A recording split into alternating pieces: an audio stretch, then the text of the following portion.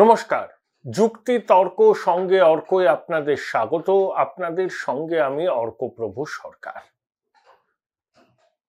এবার মমতা শুভেন্দুর লড়াই খাস রাজধানীর বুকে। দেখুন, বিরোধী দলনেতা হিসাবে শুভেন্দু অধিকারীর ভূমিকা ঠিক কি? 3টে বছর হয়ে গেল তো বিধানসভা নির্বাচনের পরে। এ কথাটা অনেকে স্বীকার করবেন হয়তো, আমার বামপন্থী বন্ধুরাও, তৃণমূলের সমর্থকরাও, যে 2011-র পর থেকে 2021 পর্যন্ত সূর্যকান্ত মিশ্র, আব্দুল মান্নানের থেকে শুভেন্দুর সক্রিয়তা অনেকাংশে বেশি।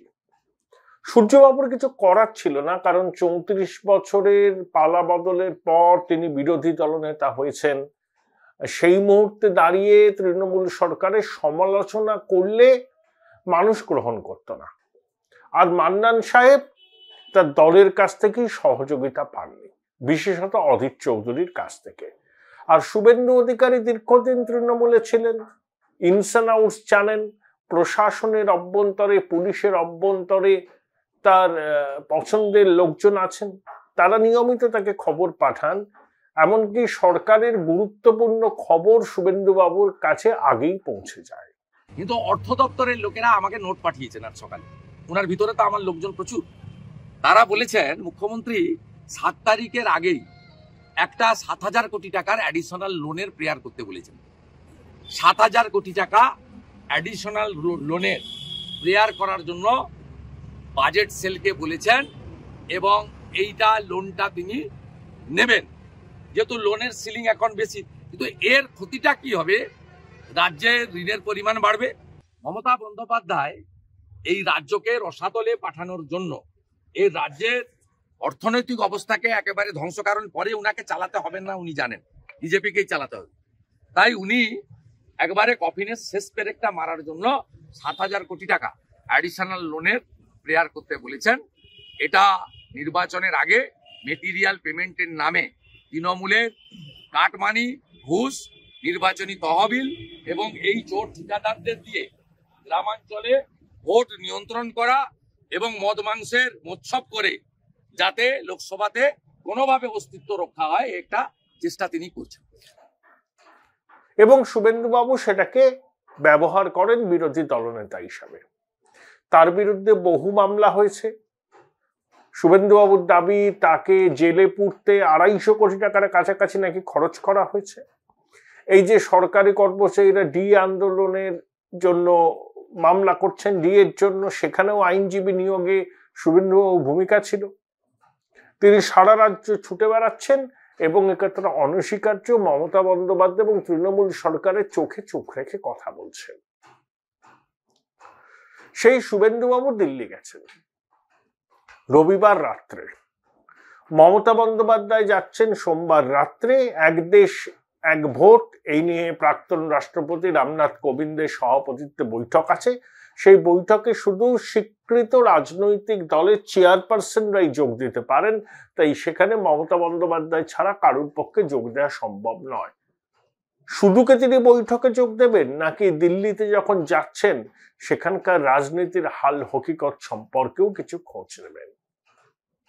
শুভেন্দুবাবু দিল্লিতে যাচ্ছেন 2-3টে স্পেসিফিক বিষয় নিয়ে। প্রথমত, রাজ্য সরকার মানে মমতা বন্দ্যোপাধ্যায় রেড রোডে ধর্ণা মঞ্চ থেকে ঘোষণা করেছেন 21শে ফেব্রুয়ারির দিন 21 লক্ষ মানুষ যারা 100 দিনের কাজের টাকা পাননি তাদের ব্যাংক অ্যাকাউন্টে ট্রান্সফার হবে।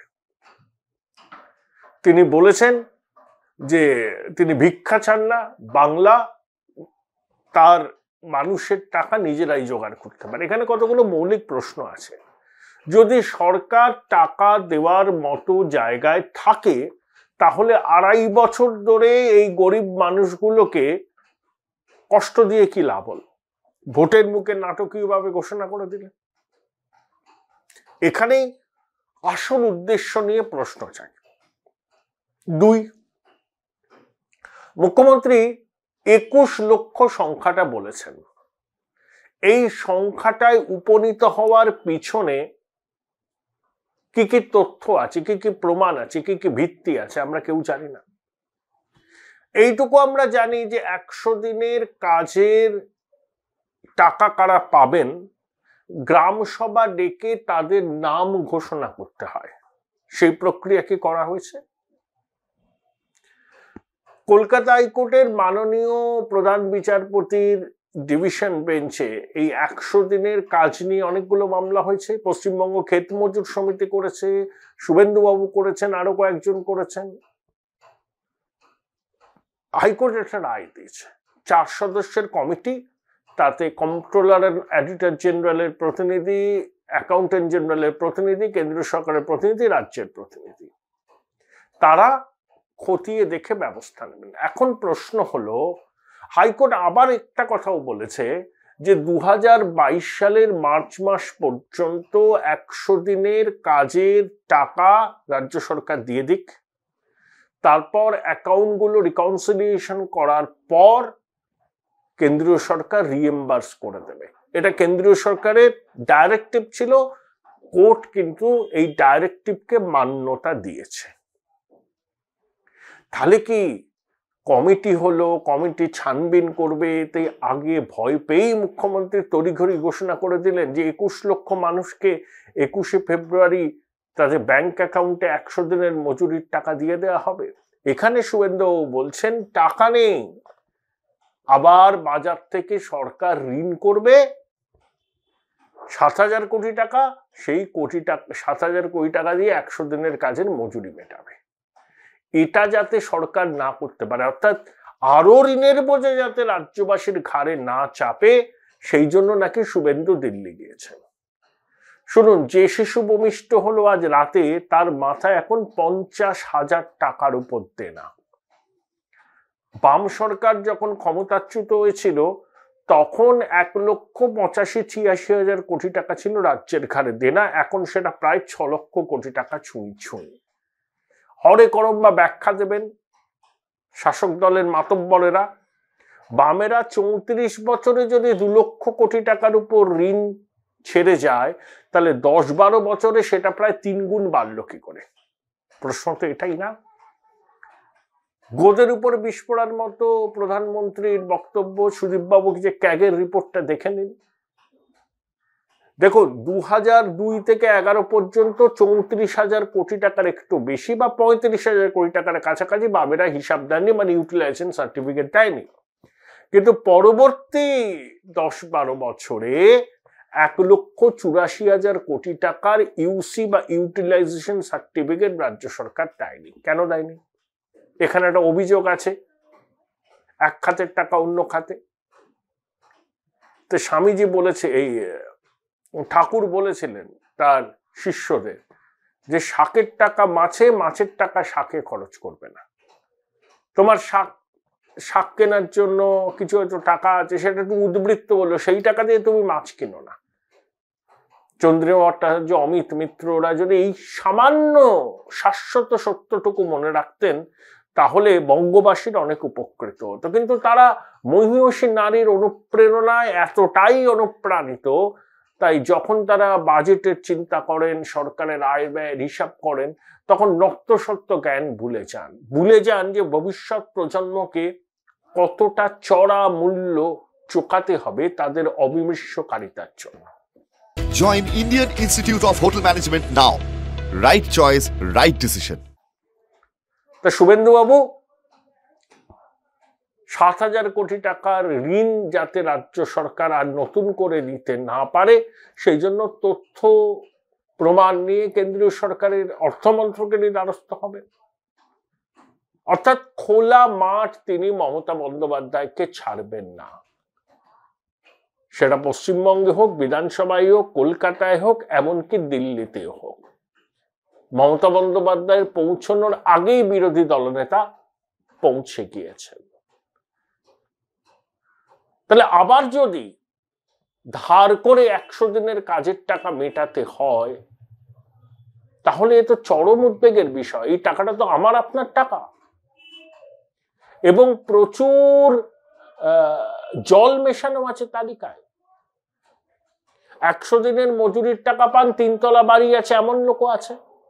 শুভেন্দুবাবুর অভিযোগ যে 100 দিনের কাজের মেটেরিয়াল কেনবার যে বিল, সেই বিলকে বহুগুণে বাড়িয়ে তুলতে বলা হয়েছে। টাকাগুলো পাবে না তৃণমূলের লোকজন। নির্বাচনের আগে এই টাকা কার্যত এক প্রকার ঘুষ। তার জন্য যদি ধার করতে হয় তার দায় নিতে হবে সাধারণ মানুষকে, যে শিশু অনাগত কালে জন্মগ্রহণ করবেন তার মাথায় ঋণের বোঝা বাড়বে। এর একটা তো বিহিত দরকার। শুভেন্দুবাবু তার মতো করে গেছেন, তিনি বিরোধী দলনেতা, তিনি রাজনীতি করবেন। মমতা বন্দ্যোপাধ্যায়কে ফাঁকা মাঠ ছেড়ে দেবেন কেন? কিন্তু প্রশ্নটা আরো গভীরে। একে হিসাব দেবে না, ইউটিলাইজেশন সার্টিফিকেট, তারপর অবস্থান মঞ্চ থেকে ঘোষণা হয়ে গেল। আর একটা ঘোষণা করেছেন আবাস যোজনার বিষয়টা মুখ্যমন্ত্রী পরে জানাবেন, কিন্তু সেখানে বলেছেন যে আবাস যোজনায় নাকি সংখ্যালঘুদের অধিকার সবার আগে রক্ষিত হবে। এই ক্রাইটেরিয়া কোথায় আছে যে সংখ্যালঘু সংখ্যাগুরুদের অধিকার? কিছু তো নির্দিষ্ট ইয়ার্ডস্টিক আছে, তার ভিত্তিতে তো আবাস যোজনা। এখানে সংখ্যালঘু প্রসঙ্গটা আসছে কেন? কয়েকদিন হলো বাম কংগ্রেস মালদা, মুর্শিদাবাদ, দিনাজপুর, বীরভূমের একাংশে ভালোভাবে পদযাত্রা করেছেন। রাহুল গান্ধীর ন্যায় যাত্রায় বিপুল ভিড় হয়েছিল। তাই রাতারাতি মুখ্যমন্ত্রী বলেই দিলেন যে আবাস যোজনায় ব্যাপারটা তিনি পরে জানাবেন এবং সেখানে উপভোক্তাদের মধ্যে সুবিধা পাবেন সংখ্যালঘু সম্প্রদায়ের মানুষেরা। চমৎকার। তাহলে এবার বিধানসভার বাজেট অধিবেশন শুরু হবে। এবার বল চলে গেল দিল্লির কোর্টে। সেখানে শুভেন্দু বনাম মমতার তৈরথ। রাজ্যপাল সিবি আনন্দ বোস অমিত শাহের সঙ্গে দেখা করলেন, জগদীপ ধনকরের সঙ্গে দেখা করে এসে ভিক্টোরিয়ান স্টাইলে গোল গোল কথা। উনি যা বলেন আর যা করেন দুটোর মধ্যে কোনো মিল নেই। শান্তিকক্ষ খুলেছিলেন রাজভবনে, কত হাজার অভিযোগ জমা পড়েছে, একটা অভিযোগের নিষ্পত্তি করেন। শেখ শাহজাহান এখনো অধরা। রাজ্যের মুখ্য সচিব, স্বরাষ্ট্র সচিবের সঙ্গে রাজ্যপাল বৈঠক করলেন। বৈঠক করে বললেন যে রাজ্য প্রশাসনের বক্তব্য তিনি শুনেছেন, তিনি যাতে ধরা পড়েন সেই উদ্যোগ নেওয়া হচ্ছে। কোথায় কি? আসলে এই ভদ্রলোকের বিসমিল্লায় গলদ আছে। সাংবিধানিক পদে আসীন হয়েও কেউ যদি সাংবিধানিক পদের মর্যাদা রক্ষা করতে না পারেন সেটা খুবই দুর্ভাগ্যের বিষয়। কি কারণে রাজ্যপালের এই মরিয়া হয়ে সরকারকে তোষামত করা, কারণটা হয়তো অনেকেই জানেন। সাংবিধানিক পদে আসীন বলে তিনি অনেক কিছুর ঊর্ধ্বে থাকতে পারেন, কিন্তু এই রাজ্যপাল পশ্চিমবঙ্গে বিগত 20 বছরের মধ্যে যারা যারা এসছেন রাজ্যপাল হিসাবে, তাদের মধ্যে সব থেকে মানুষের বিশ্বাস এবং আস্থা যদি কেউ ভঙ্গ করে থাকেন তিনি হলেন এই সিভি আনন্দ বোস। এটা আমার মত, পশ্চিমবঙ্গের অনেক মানুষেরও সেই মত। তিনি কি চাইছেন? রাজ্যে আইনের শাসন প্রতিষ্ঠা হোক না শাসকের আইন? তিনি কেন শান্তিকক্ষ খুলেছিলেন? লাভ কি? মিস্টার এসএসসি বলে আর্তনাদের ভঙ্গিতে নানা রকম কথা বলতেন, তার কথা কেউ শোনেও না। আমার তো মনে হয় তিনি এখন নিজেকে লাফিং স্টকে পরিণত করেছেন। যাই হোক, কেন্দ্রীয় স্বরাষ্ট্র মন্ত্রক দেখবে তার কতদিন এই পদে তিনি আসীন থাকেন। শোনা যাচ্ছে নির্বাচন মিটলে পরেই একজন দুঁদে পুলিশ কর্তাকে পশ্চিমবঙ্গের রাজভবনে পাঠানো হবে। তাহলে নির্বাচনের ডাকে কাঠি পড়ে গেছে। এখন বাংলার লড়াইটাও দিল্লির মাটিতে। এবং আমি যেটা বলবো, শুভেন্দুর এই বিনা যুদ্ধে 1 ইঞ্চি জমি ছাড়বো না তৃণমূলকে শটান দিল্লি চলে গেছেন। হ্যাঁ, এটা বলবেন, অমিত শাহের সঙ্গে নিশ্চয়ই কথা বলবেন, পশ্চিমবঙ্গের রাজনীতির ছবিটা তুলে ধরবেন। লোকসভা নির্বাচনে প্রার্থী তালিকা ঘোষণা হবে, সামনে রাজ্যসভা আসছে। বিজেপি আগের বার অনন্ত মহারাজকে প্রার্থী করেছিল রাজবংশী ভোটের কথা মাথায় রেখে, এবার কি দক্ষিণবঙ্গ থেকে কাউকে প্রার্থী করা হবে? মাতৃশক্তিকে কি রাজ্যসভায় পাঠানো হবে? প্রিয়াঙ্কা টিবরিওয়ালের কথা শোনা যাচ্ছে। এরকম নানা আলোচনা চলছে আর কি, কারণ বিজেপি একটা রাজ্যসভায় সিট পাবে। তৃণমূল কি জয়া বচ্চনকে নমিনেশন দেবে? যোগেন্দ্র যাদবকে দেখলাম মমতা বন্দ্যোপাধ্যায়ের পাশে বসে আছেন, বক্তৃতাও করেছেন।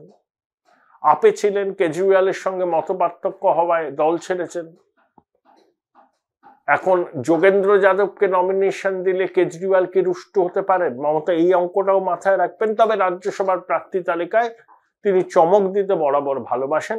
তবে নাদিমুল হকের প্রার্থীপদ নিশ্চিত, কিন্তু আবির বিশ্বাস, শান্তনু সেন, সুভাষিস চক্রবর্তী এদের প্রার্থীপদ নিয়ে সংশয় আছে। অভিষেক বনু সিংভিকে সম্ভবত রাজস্থান থেকে কংগ্রেস রাজ্যসভায় পাঠাবে।